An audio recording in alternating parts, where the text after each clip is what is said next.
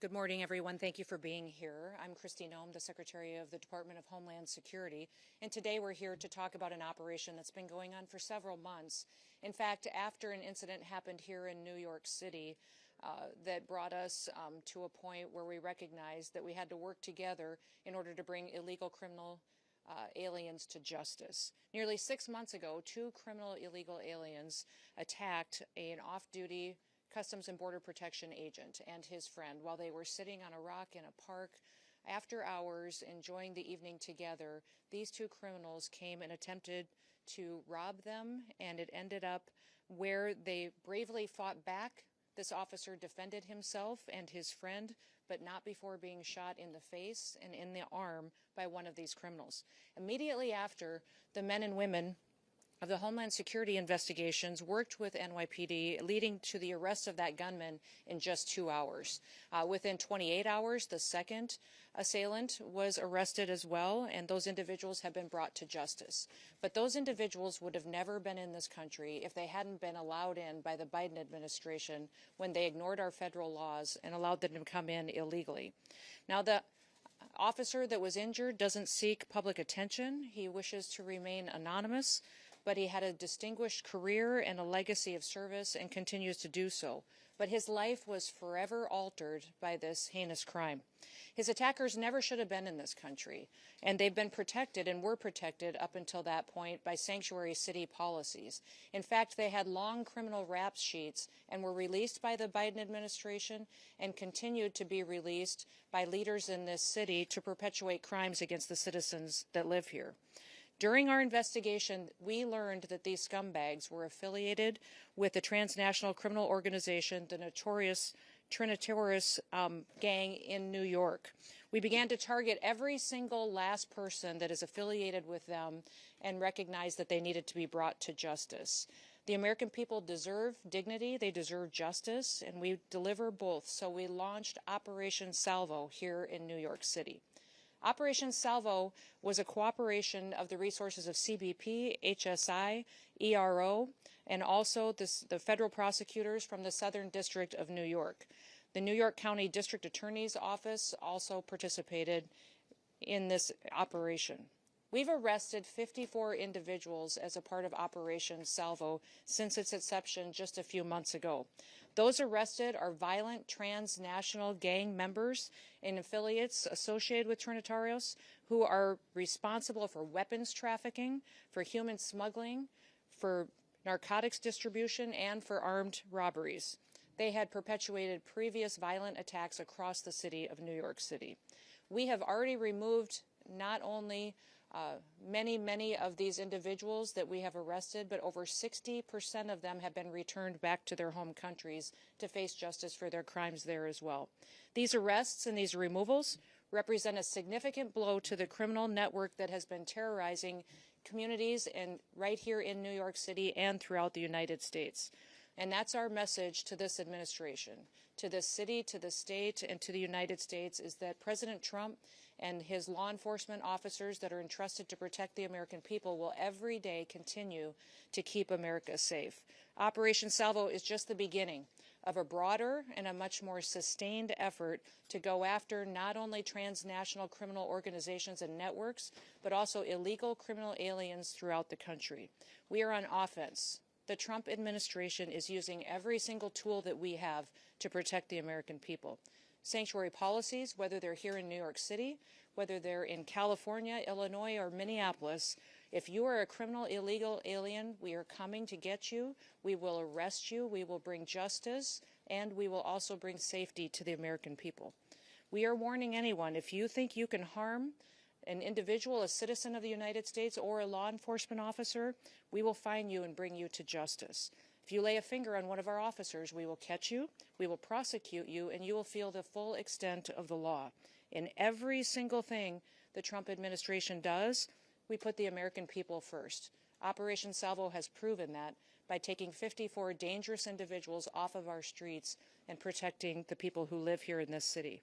Now, also, thanks to President Trump, we have 2.6 million people who have left our country who shouldn't have been here in the first place. They were here illegally, and over 650,000 of them were arrested, detained, and deported back to their home countries. 2 million of them left voluntarily, recognizing this was their opportunity to go home and come back someday the right way so they have a chance to enjoy the American dream.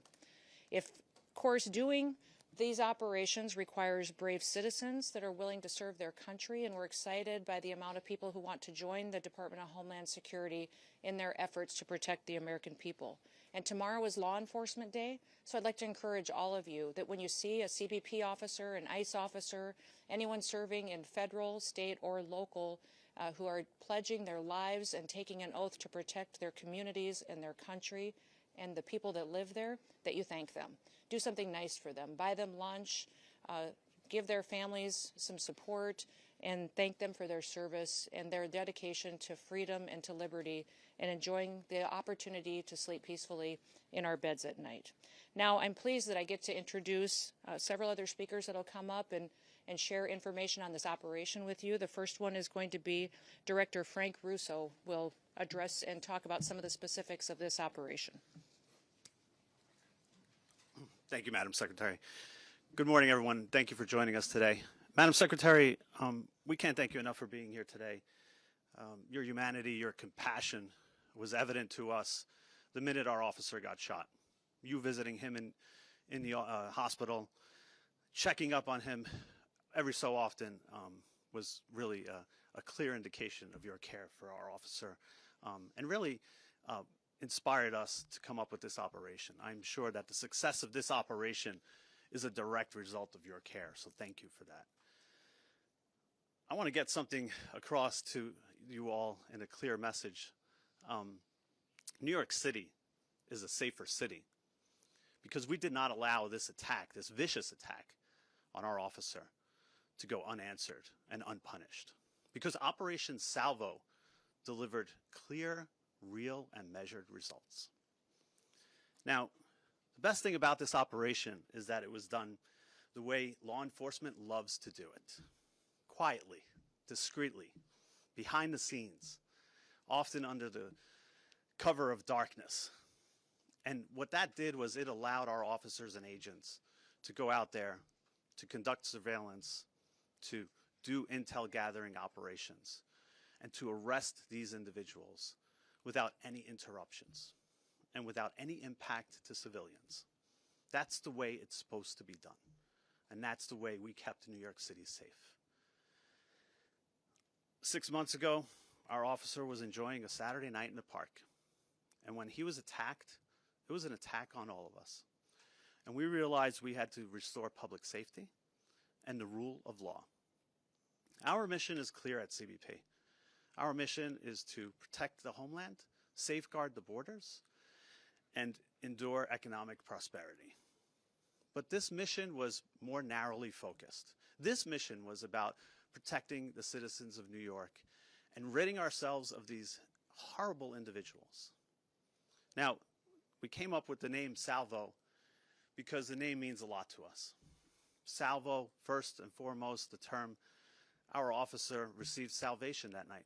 By the grace of God and because of the incredible support from the NYPD under leadership of Commissioner Tisch and her team, who was out there picking up our officer and bringing him to a hospital.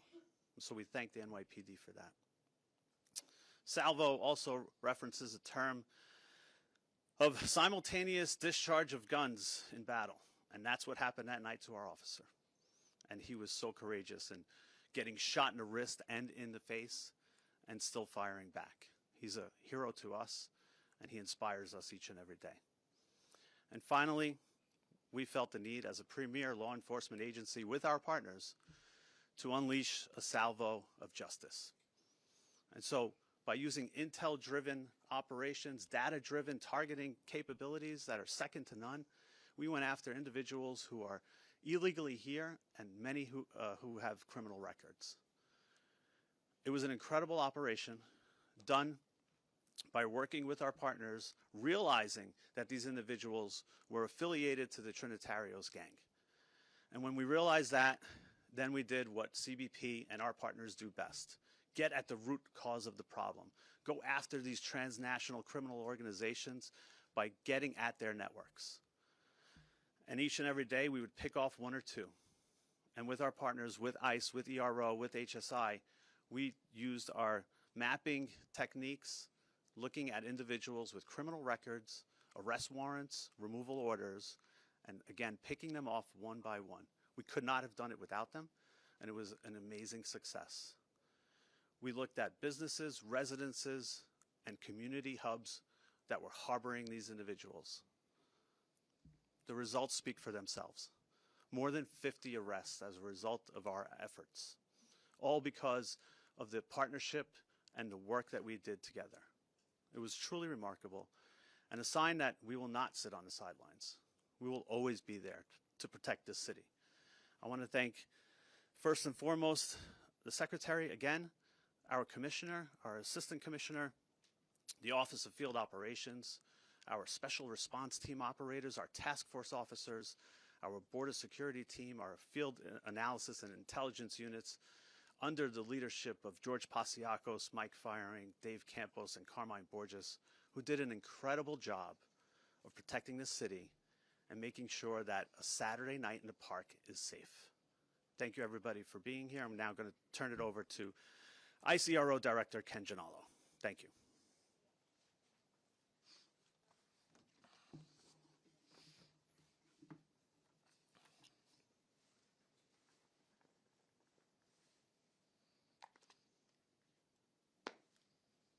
Good morning, everyone.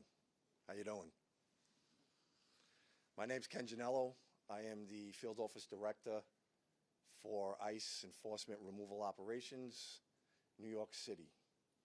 I first want to thank Secretary Noem for traveling to the city today and for our continued and unwavering support of our brave law enforcement officers.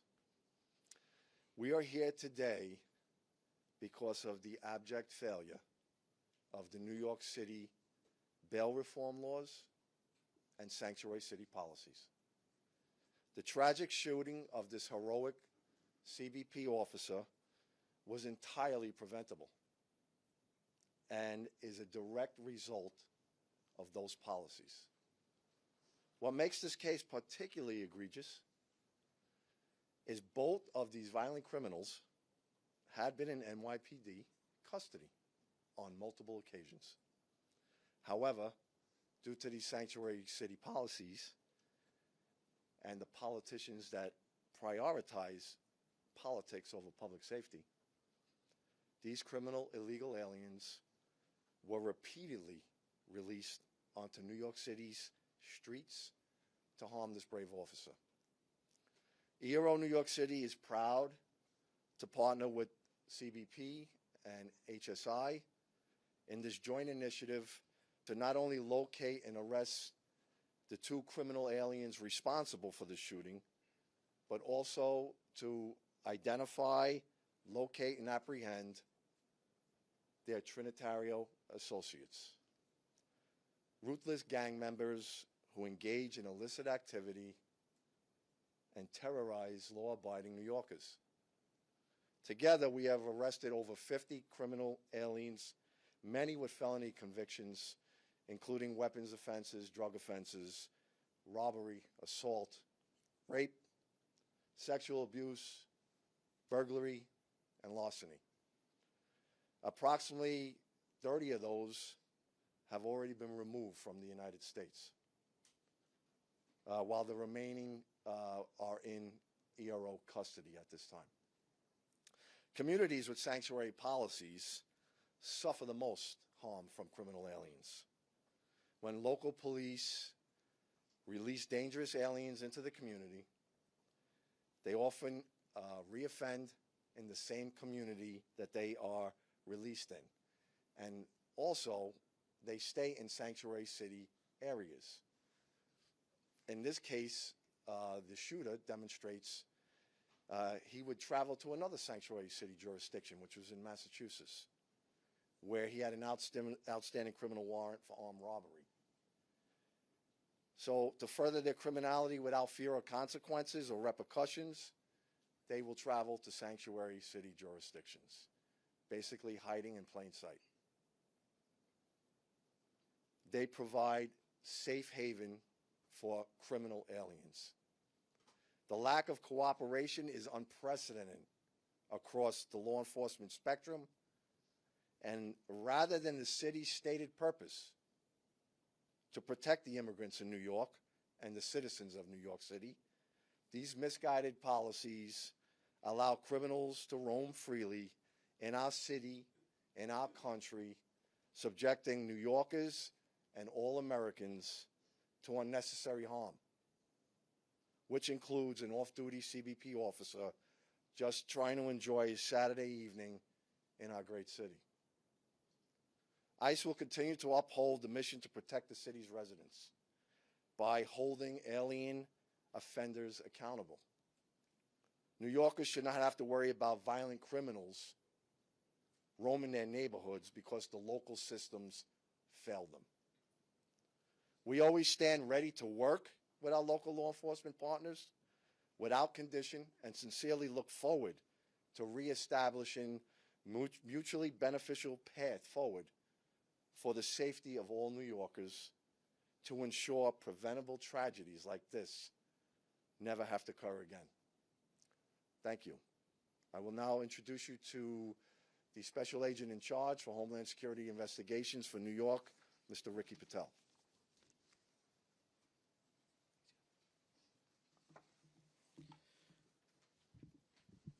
Thank you, Madam Secretary. Thank you, Frank. Thank you, Ken. Good morning. As you just heard, my name is Ricky Patel. I'm the Special Agent in Charge for Homeland Security Investigations, HSI, here in New York City. It is an honor to join my esteemed colleagues today to say, when our partners call, we answer. No hesitation, no delay. That's the commitment HSI New York brings to every threat against our law enforcement family and to our great city. From the very first moments following the July shooting of our CBP partner, HSI agents alongside local, state, and federal counterparts worked relentlessly, day and night, to track those responsible. HSI personnel, in coordination with our local partners, apprehended the accused gunman within 2 hours of the shooting. We swiftly identified his alleged accomplice, whom we arrested shortly thereafter. In the days, weeks, and months that followed, together with law enforcement, we pursued every known associate of this violent migrant gang crew. We pored over every piece of evidence, followed every lead, and made it clear an attack on one of us is an attack on all of us. Our unity is our strength, and we will never let criminals divide us. Our investigation led to the capture of individuals tied to violent transnational gangs, including associates of the Trinitario gang that are responsible for weapons trafficking, human smuggling, narcotics distribution, armed robberies, and repeated violent attacks across the Big Apple. Their arrests deliver a major blow to criminal networks that have preyed on our New York City neighborhoods for far too long. This was only possible because of the unwielding and unwavering collaboration between DHS partners and those from the Southern District of New York, the Manhattan District Attorney's Office, and the law enforcement partners from all levels. Investigative methods and interviews were conducted. We identified additional conspirators and expanded our reach. I am proud to say that the main targets and dozens of their associates have been taken off of our streets. But our work isn't finished. We will continue to leverage every resource, whether it's local, state, or federal, to root out anyone connected to this conspiracy and this violent gang. Leadership and teamwork remain the backbone of our success. HSI's mission is clear: protect public safety and national security by investigating and arresting the most dangerous criminal elements from our communities. Every day, we use our broad authorities to enforce hundreds of federal laws, targeting transnational criminal organizations from every angle. We will not rest. We will not back down. HSI New York will continue to disrupt and dismantle criminal networks, ensuring our city and our country remain safe. Thank you, and I now turn it back over to Secretary Noem. Well, thank you, Ricky and Frank and Ken, for all of your hard work that you do every day here in New York City, but also for the rest of our country. With that, we'll open it up to any questions that you may have. Of the 54 people, how many had pending charges or criminal convictions? And I'm wondering, ICE's own data in New York City shows that over the last year, between January and October, 70% of the arrests that ICE did in New York City had no criminal convictions or pending charges. If you look across the nationwide average, we have 70% of the individuals that we've arrested and detained have criminal convictions or charges against them, either in this country or other. We're continuing to do our work to bring those criminal illegal aliens to justice. And ICE will continue to get up every day and do what they can to protect New York City. I can have Frank or Ken speak to if you know how many criminal convictions of the 54 had previous to this arrest that they had. I don't know if you have those data points with you. We can get those for you, though. Exactly. The vast majority of them, though, have criminal charges against them or convictions against them as well. Yes. Where were the 54 people from? Were they all part of the Trinitarios? And what's their immigration status? Again, loosely affiliated to the Trinitarios. Want to make that clear. Through connections connections that we made by speaking to them, understanding who they were, where they were operating out of, and contacts that they had on their phones. Immigration status, all illegals. It varies. It varies a spectrum from speaking to individuals associated with the gang to just having conversations.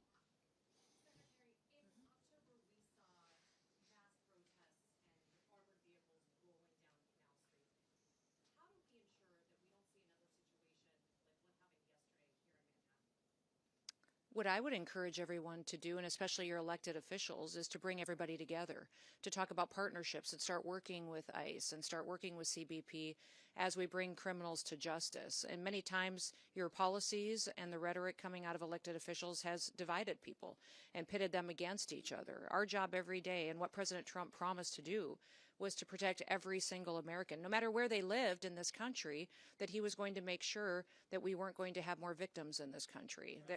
And we are going to continue to do that each and every day. And I'd encourage the leaders in this city and your governor and in other cities and states across this country to work with us rather than opposing us so that we can continue to make our streets safer. Yes, right here. Hi. Yep. This is not the only example, the one that you bring up today, of officers being attacked by alleged gang members in New York City. We also had those officers who were attacked in Times Square back in May. With these examples, has Mayor Mamdani and his administration offered to cooperate when it comes to getting criminal gang members off the streets?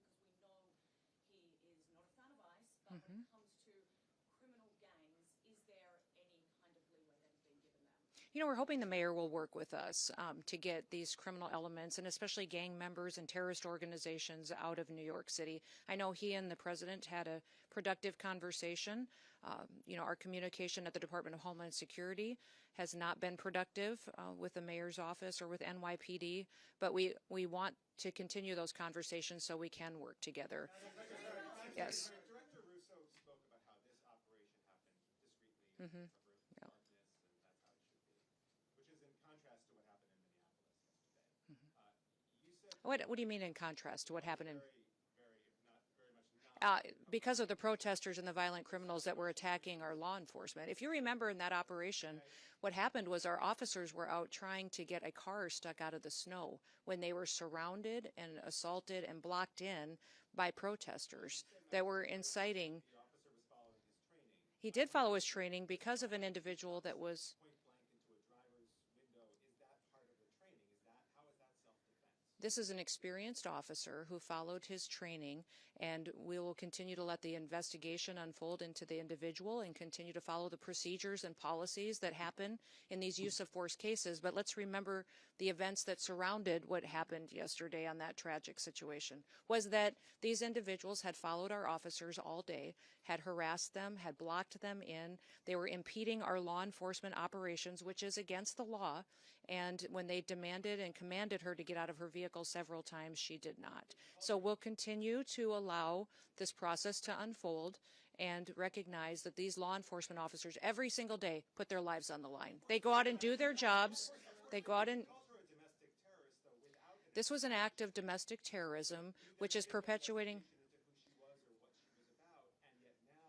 These policies and procedures that follow a use of force situation like this are continuing to be put in place. So this is standard operating procedure after every use of force situation, is that we follow these procedures and protocols. This situation is no different. Back there. Nope, this young lady right beside you. I'll come to you next. Should we expect a surge of agents in New York City, and if so, when? I would say that President Trump and his administration are focused on protecting people. So we will never telegraph exactly the numbers and operations that we have and where we will be focused on. But I think that when you see violent criminals that are taking advantage of American citizens and putting their lives in jeopardy, our law enforcement officers at DHS will always show up. Yes. I'll come back. I'll come back. Go ahead. Secretary, the officer involved in the shooting yesterday, has he been suspended or is he still in the field? The officer went to the hospital. He was hit by the vehicle, went to hospital and received treatment, was released, and is spending time with his family now. And is he still Yes, sir? Yes. In Minneapolis yesterday, you said the surge there would continue. You didn't directly say whether we can expect an ICE surge for civil deportation enforcement. Can you explain what a surge is? I won't describe in detail our law enforcement operations that we have. It's just puts our officers' lives in jeopardy, but they will be there enforcing the laws of this country and upholding the public safety needs that have to happen when it comes to enforcing federal law. So will this be just Homeland Security investigations? You know, we've got thousands of officers there, and I'm not opposed to sending more if necessary to keep people safe. Back up here. Secretary, can you talk a little bit about the experience of the officer and some of his background? How much training did he have? How much training in these types of situations did he have, even if he's from the region? Yeah, I'm not going to get specific to this officer, but he's an experienced officer that has served a number of years, and we recognize that he acted according to his training, and we have expect that all the policies and procedures of review will be exactly that he acted appropriately to protect his life and the life of his colleagues and fellow law enforcement officers that were there and people that were surrounding. Yes. I'd like to get your reaction on some of the rhetoric here in New York City. Mayor Noem Operation responded to the shooting yesterday, saying that this is only the latest horror in a year full of cruelty. He called it an attack on us all, that New York stands with immigrants today and every day. Also, council members last night at the protest called this fascism. The New York City's public advocate, Jumaane Williams, said that your administration is, quote, doing the devil's work, and he asked New York City to stand up and show up, quote, it's going to be difficult and there are going to be casualties. And the last comment that was made last night at the protest was from New York State Representative Alex Boros, also a Democrat. Quote, not only was the ICE agent's hand on the gun, but Secretary Noem's hand was on the gun. President Trump's hand was on the gun. What is your response to New York Democratic leaders, those particular comments, and the protesters that are outside? I would say those comments are why we're standing where we are today.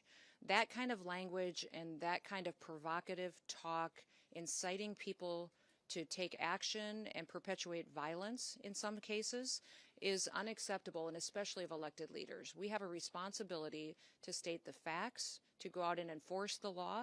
Your mayor just said in that statement that he was going to stand with illegal people who have broken our law before he's going to put New York City citizens first. His job and why he was elected was to protect the people who live here, that had the opportunity to vote for him and have the opportunity to live in this city. They pay their taxes, they go to work every day, and instead the mayor in that statement chose to stand with illegals instead of those individuals who just want the chance to raise their families in New York City and have a part of the American dream. Yes. The head of Minnesota State Investigations Agency said that they have been cut out of the investigation into the fatal shooting in Minneapolis. Can you explain that reversal? I'd like to know where they've been and why they're not out on the streets investigating all of these people that are harassing and inciting violence on law enforcement officers right now. They're allowing the situation to be volatile. They're not doing their work. They haven't for years, and maybe they should get to work a little bit on the unprecedented fraud that we've seen in Minnesota and in Minneapolis by people that stole from American citizens and diverted funds away from vulnerable people and programs and services that they needed and put it into their own pockets. Minnesota is a train wreck.